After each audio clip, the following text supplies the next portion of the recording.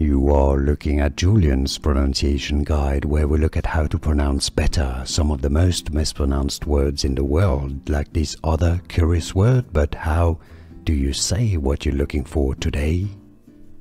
How do you pronounce this word? In French, from French it means grandmother. That's the formal way of talking about your grandmother. That's not how you say grandma. That's a different word. But how do you say a grandmother in French? Grand-mère.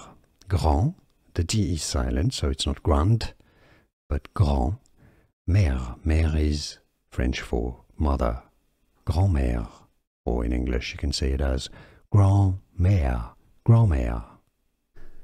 Here are more videos on how to pronounce more confusing words and names too many mispronounced. Like this video if you found it useful. I appreciate your support. I'll see you soon and thanks for watching.